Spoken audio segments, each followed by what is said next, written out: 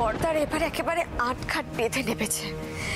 তাছাড়া ওরা তো নিজেরাই পুলিশ উকিল সবকিছু নিয়ে এসেছে। আমার বোন বলছে জানো তো সৃজন, এই অনিরুদ্ধ সুখবিলাস এদের সাথে না দাদাদের একটা আঁতাত আছে। জানো তো সৃজন, আমার মনে হচ্ছে যে এর গোড়াটা কোথাও একটা গভীরে পোতা রয়েছে, আর সেই গোড়াটা হচ্ছে দাদারা। মানে ওরা একেবারে সব দিক থেকে আমাদেরকে নিঃস্ব করে দিতে চাইছে, সবটা কেড়ে নিতে চাইছে আমাদের কাছ থেকে। আমি ভাবতে পারছি না, আমাদের যত টাকা আছে সব তো শাড়ির কথার অ্যাকাউন্টে, আর সেটা ছিল। এখন তো ওগুলো সব সুইচ হয়ে গেছে ওই দ্য ইউনিক স্টাইল কোম্পানিতে। এখন আমরা কি করব? সব হয়েছে বর্দার জন্য। জেঠুরা খুব খারাপ, খুব খারাপ জেঠুরা। ওনা তুমি এখন প্রেগনেন্ট, এত রাতেও তোমাকে বাড়ি থেকে বের করে দিচ্ছে। মানুষ কোথাকারের। আর এখন মা বাবা জেঠি বুবাই পুটি ওদেরকে নিয়ে কোথায় যাব? এত রাতে কোথায় গিয়ে উঠবো আমরা? এই দত্ত বাড়ি তো আমাদের সবার, আর ও আমাদের বাড়ি আমাদের কাছ থেকে এইভাবে কেড়ে নিতে পারবে না। না না, আমি থানায় যাব, আমি ওর এগেনস্টে কমপ্লেন করব। ওর সব শয়তানি আমি ঘুচিয়ে দেবো, আজ রক্তারক্তি হয়ে যাবে। মা বাবা তো খুব রেগে গেছে, এবার কি হবে?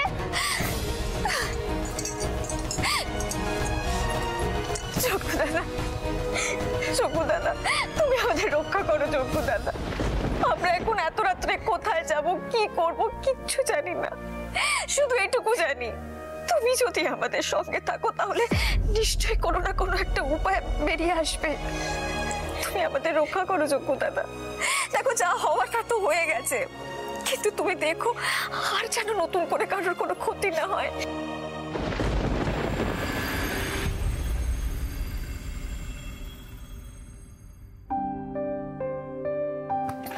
কৃষ্ণা, কি করছো? এই পর্দাগুলো কাঁচা ছিল, একটু লাগিয়ে দিয়ে যাচ্ছি জানলায়। যে বাড়িতে আমরা কোনোদিন থাকবো না, এক্ষুনি সব ছেড়ে ছুড়ে দিয়ে চলে যেতে হবে, সেখানে তুমি নতুন পর্দা লাগাচ্ছ।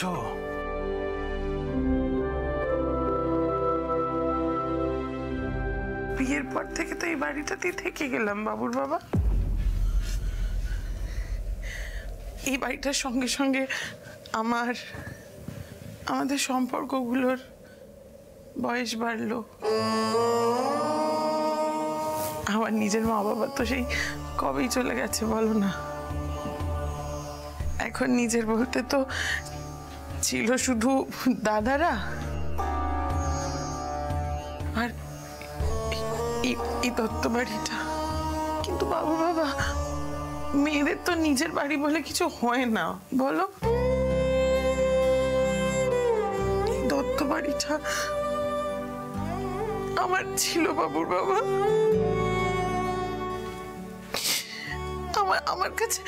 আমার কাছে আমার সন্তানের মতনই বাড়িটা। আমি আজকে চিরতরে বেরিয়ে যাওয়ার আগে আমার মেয়েটাকে একটু সাজিয়ে দিয়ে যাবো না বলো?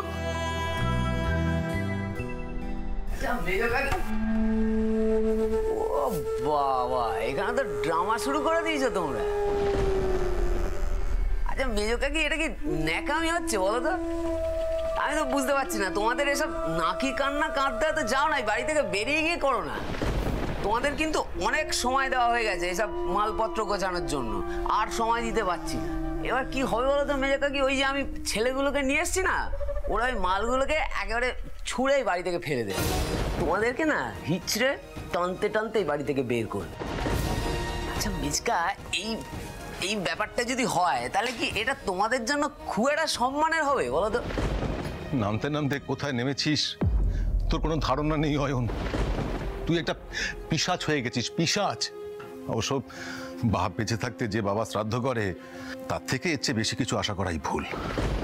তাহলে বুঝে গেছো তো যে আমার থেকে ঠিক কতটা আশা করা যায় আর কতটা যায় না। তাই আর কথা বাড়িয়ে লাভ নেই, চল এবার এসো এসো এসো। বাবুর বাবা ওর সঙ্গে একটাও কথা বলবে না। আরে মেজো কাকি, আমিও তো এইটাই বলছি মেজকাকে তুই যে আমাদের এত বড় ক্ষতি করবি আমরা কোনোদিন ভাবতে পারিনি অয়ন। আরে, এবার ভাবো না। ঠিক আছে, আমি একটা কাজ করছি, আমি একটা সাজেশন দিচ্ছি তোমাদেরকে। তোমরা এই বাড়ি থেকে বেরিয়ে গিয়ে রাস্তায় দাঁড়াও এবং সেখানে দাঁড়িয়ে দাঁড়িয়ে সারা রাত ধরে ভাবো। আর সময় দিতে পারছি না। তোর সবকিছু জোর করে কেড়ে না সব আমরা আমাদের বাড়ির ছাদ কেড়ে নিবি। আজ তোর কি অবস্থা হবে তুই নিজে জানিস। চল ধরো, চলো।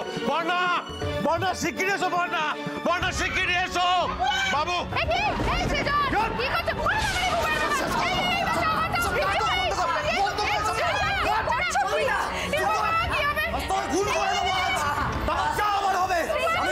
সৃজন ছেড়ে দাও, ছেড়ে দাও। এই বাড়ি থেকে দাঁড়াবি আমাদের। এই বাড়ি থেকে সৃজন ছাড়, কি করছিস কি? সৃজন ছাড়।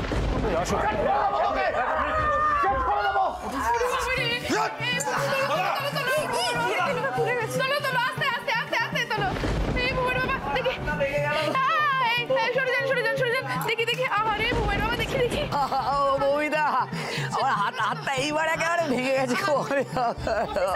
আপনি কিছু করতে পারছেন না, মারুন না ওকে ধরে, মারুন। আপনার সামনে আমার স্বামীর গায়ে হাত তুলছে, কিছু বলতে পারছেন না, মারুন ওকে ধরে। আমরা এইভাবে কারো গায়ে হাত তুলতে পারি না, আর আপনারা সবাই একটু শান্ত হন প্লিজ। আরে আপনি জানেন না ও একটা চোর ঠকবাজ। তোর অনেক বেয়াদবি সহ্য করেছি। এর আগে ওই বাড়ি ভাগাভাগি করার চেষ্টা করেছিলিস, তখনও সহ্য করেছিলাম। আর আজ আমাদের মাথার উপর থেকে ছাদ কেড়ে নিবি বলছিস?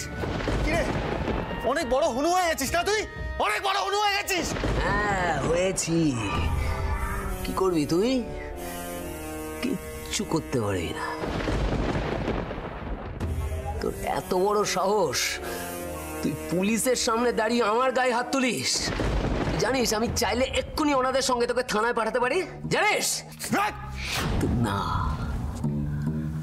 আমি সেটা করব না, কারণ আমি চাই তোর এমন অবস্থা হোক যাতে ওই জেলের ছাদটুকু তোর কপালে না জোটে।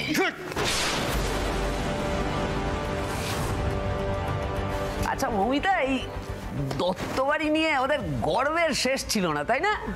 সারাক্ষণ এই দত্তবাড়িকে নিয়ে ওরা খুব গর্ব করতো। কিন্তু এখন কি করবি রে? তোদের ওই গর্ব অহংকার সব এখন ঠান করছে রে। এমনকি তোদের পকেটটাকে ঠান করে দিয়ে তোদের মাথার উপর থেকে ছাদটা আমি উড়িয়ে দিয়েছি। কিরে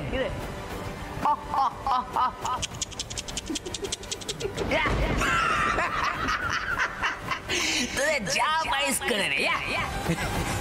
ছি, আপনাদের মতো নির্লজ্জ না আমি দুটো দেখিনি। আপনাদের এই লোভই আপনাদেরকে শেষ করবে। কাকে কি বলছিস বর্ণা? ওরা কি আর মানুষের পর্যায়ে আছে নাকি?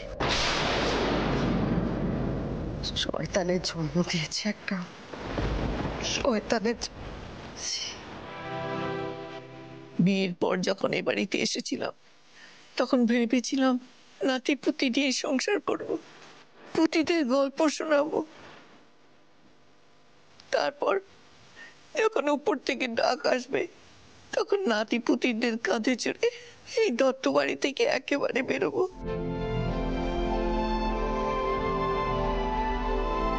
কিন্তু সেই নাতি যে আজ এই অবস্থায়, এই রাতের বেলা সবাইকে ঘাট ধরে বার করে দেবে, এটা আমি স্বপ্নেও ভাবিনি। আরে সব কিছুই মানুষ আগে থেকে ভাবতে পারে না, কিন্তু হয়, হয়েছে। সবকিছুই মানুষের জীবনে প্রথমবার হয় বলি।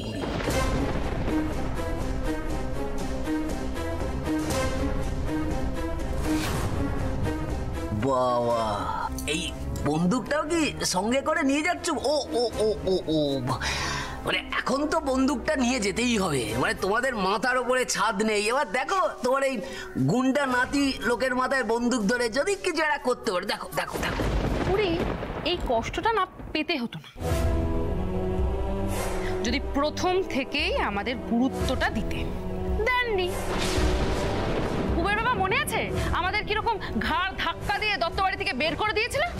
তখন বোঝ ঠানা। বড় আম্মা নতুন কাকি যা করেছে না, একদম ঠিক করেছে।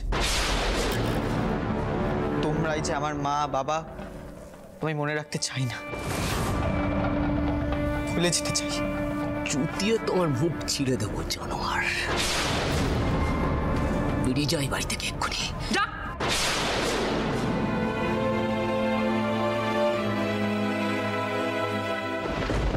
দাদা দাদা আমি অনুরোধ করছি, আমাদেরকে এত রাতে এই বাড়ি থেকে বেরিয়ে যেতে বলবেন না। এত রাতে ঠাম্মিকে নিয়ে কোথায় যাব? তারপর পর্ণা প্রেগনেন্ট। আজকে রাতটুকু অন্তত থাকতে দিন প্লিজ। এই অনেক ভ্যাজ ভ্যাজ করেছে জানো তো, অনেকক্ষণ ধরে ভ্যাজ ভ্যাজ করেই চলেছে, এরা করেই চলেছে। 1 ঘন্টা সময়ের মধ্যে যদি না বেরোতে পারো না, ঘাড় ধাক্কা দিয়ে এবার থেকে টানতে টানতে বের করে দেবো একদম। অনেক বক বক হয়ে গেছে, ফোটো। আর সব থেকে বড় কথা, এখন আর কিচ্ছু করা যাবে না। একটা বিরাট বড় ভুল হয়ে গেছে। দেখো আমার শরীরের অবস্থা দেখতে পাচ্ছ তো কিরকম, কিন্তু এই অবস্থাটা দেখেও সৃজন দত্ত আমার গায়ে হাত তুলেছে। আমার মাথায় রক্ত উঠে গেছে এখন। আমার একটা ইশারায় না ওরা তোমাদেরকে টানতে টানতে বাড়ি থেকে বের করে দিতে পারে। কি করবি না তুই? কি করবি? অফিসার আমি হাত জোড় করছি, প্লিজ সৃজনকে ছেড়ে দিন, ও আর এমনটা করবে না। এইভাবে হুজ্জুতি করাটা কিন্তু ঠিক নয়। এরপর কিছু করলে আপনাকে থানায় নিয়ে যেতে বাধ্য হব। না না, ও কিছু করবে না। সৃজন এসো।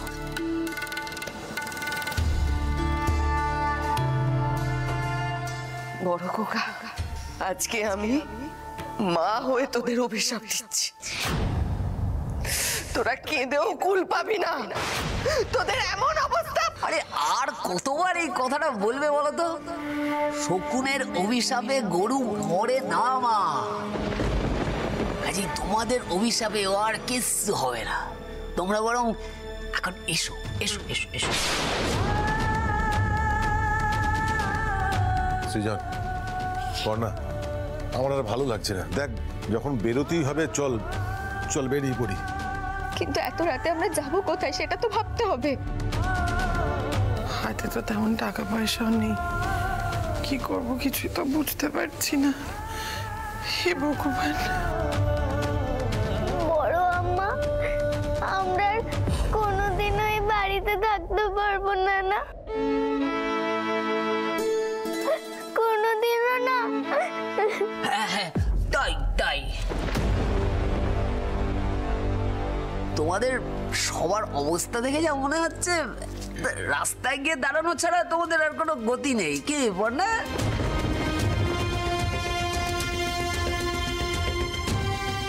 না না,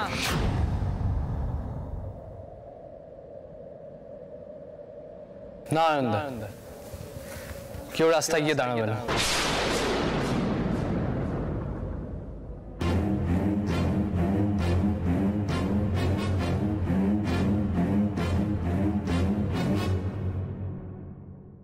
ব্যাস ব্যাস ব্যাস ব্যাস, বুবের বাবা চলে এসছে, আর একজন চলে এসছে। ডায়লগ বাজ। না না, শুরু করো ডায়লগ দাও দাও দাও, তুমি দাও। বাবা, আপনারা সবাই আমাদের ফ্ল্যাটে গিয়ে উঠবেন। আমার আর বর্ষার ফ্ল্যাট তো আপনাদেরও ফ্ল্যাট। চলুন সবাই।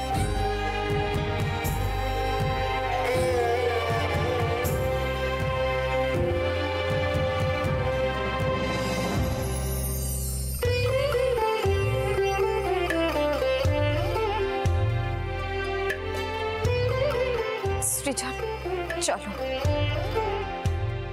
সুচি ঠাম্মিকে নিয়ে আয় তুই।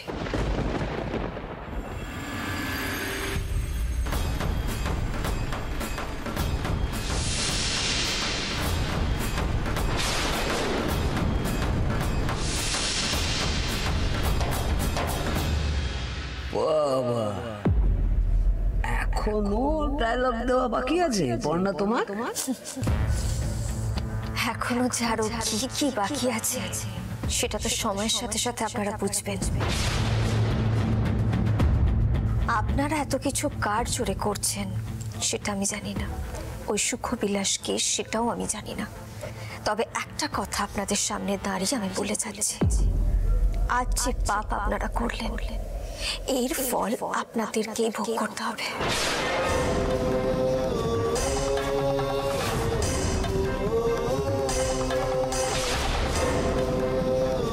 আজ যেভাবে আমাদের বাড়ি থেকে বার করে দিলেন, একদিন হয়তো এমন আসবে যাদের জোরে আপনারা এসব করছেন তারাই আপনাদের বাড়ি থেকে বার করে দেবে।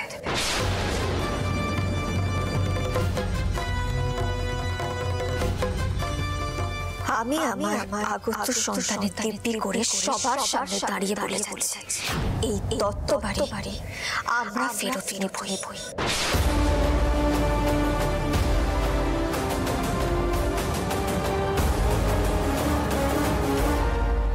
অনেক ডায়লগ হয়ে গেছে।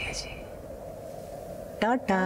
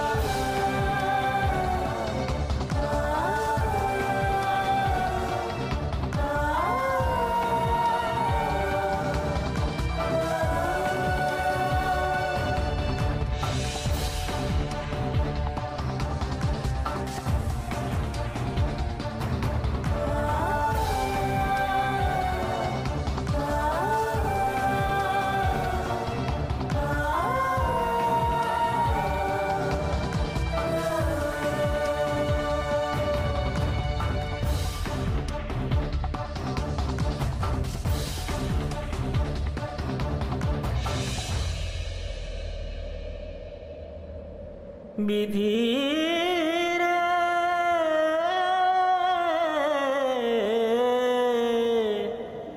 দারুণ বিধি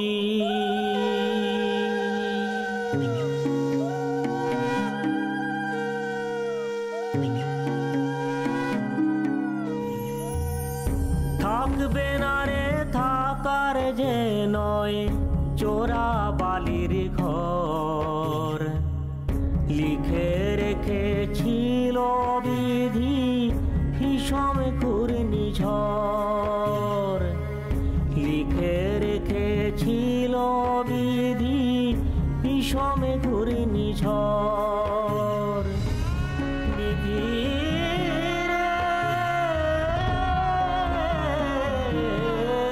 দেখো দেখো বুইটাকে দেখো, এখনো অব্দি নাটক করে চলছে। আর কত নাটক করবেন? হ্যাঁ, তুমি কি ফাটা নিজে বাইরে বের করবে নাকি আমি টানতে টানতে বের করে দেবো?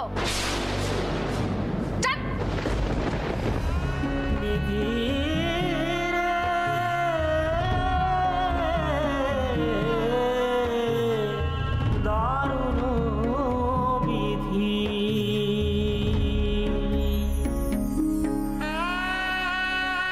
দারুণ বিধি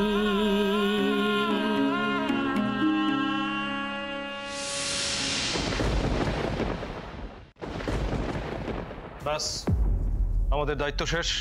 thank you sir, thank you. আমরা এবার চলি অয়নবাবু। তবে একটা কথা, আপনাদের বাড়ির লোকের কাছে শুনলাম যে আপনি এই কাজটা নাকি সঠিকভাবে করেননি। দেখুন, সত্যি মিথ্যে আমি জানি না, কিন্তু যদি কোনো ভুল হয়ে থাকে তার জন্য শাস্তি আপনাকেও পেতে হবে। ঠিক আছে, এটা ঠিক কথাই, কিন্তু যতক্ষণ এই দলিল আমাদের হাতে আছে আপনার কোনো চিন্তা নেই অয়নবাবু। তাহলে আমি আসছি। চলি। আরে আরে আরে আরে আরে, তোরা কোথায় যাচ্ছিস বলতো? এখন থেকে তোরা এই দত্ত বাড়িতেই থাকবি, আর আমি যেমন যেমন বলবো তেমন তেমন করতে হবে। কিন্তু টাকাটা ভাবতে পারছো? অয়ন দত্ত থেকে টাকা দেখাচ্ছে। আরে ক টাকা লাগবে তোদের? কালকে বলবি, আমি দিয়ে দেবো। এক্ষুনি এই ঘরটায় গিয়ে হেমনলিনী দত্তের ওই বিরাট চেয়ারটাকে টান মেরে এখানে নিয়ে চলে আয়। যা। বাবা বলছি, দেখো দুদিন আগে আমরা খেতে পর্যন্ত পাচ্ছিলাম না, জানতামই না কোথায় থাকবো, মাথার উপর চাঁদই ছিল না। আজ দেখো এই দত্তবাড়িটা আমাদের বুবাইয়ের বাবা। পুরো বিষয়টা না এখনো আমার কাছে একেবারে স্বপ্নের মতো লাগছে। আর সবটা হয়েছে কিন্তু ঈশা মায়ের কৃপা, বুঝতে পেরেছো? ঈশা মা। গো মা মা এখানে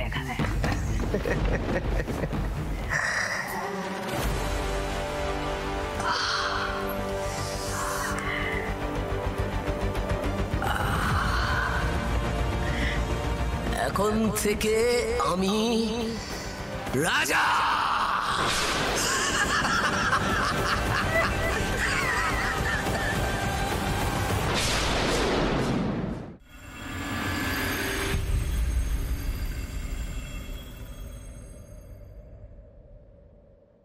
বুবাইকে ঘুম পাঠিয়ে দিয়ে এলাম।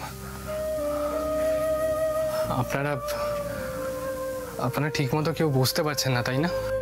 আসলে কি বলুন তো, আমাদের ছোট 2 কামরা ফ্ল্যাট, আমি বুঝতে পারছি এতজন মিলে থাকতে অসুবিধা হচ্ছে। ঠিক আছে, আমি না এই ফার্নিচারগুলো সরানোর ব্যবস্থা করছি। দাঁড়ান। পিকলু, এত ব্যতিব্যস্ত হওয়ার দরকার নেই, কিচ্ছু করতে হবে না। পিকলু, তুই যে আমাদের কত উপকার করেছিস তা তুই নিজেও জানিস না। বেঁচে থাকতে গেলে খাদ্য, বস্ত্র, বাসস্থান, এই 3টে জিনিস সবচেয়ে জরুরি। সেই বাসস্থান মানে আমাদের মাথার উপর থেকে ছাদটাই তো কেড়ে নেওয়া হয়েছে। তুই আমাদের এত সুন্দর একটা ছাদ দিয়েছিস, আর কি চাই? কথায় আছে না, যদি হয় সুজন তেঁতুল পাতায় নজন। আমাদের শোয়ার কোনো অসুবিধা হবে না, নিচের ঢালা বিছানা করে নেবো, নিচে কয়েকজন শুয়ে পড়বে আর কয়েকজন বিছানায়। আচ্ছা, আমি এক্ষুনি ব্যবস্থা করছি। তোষক চাদর সব নিয়ে আসছি ওই ঘর থেকে।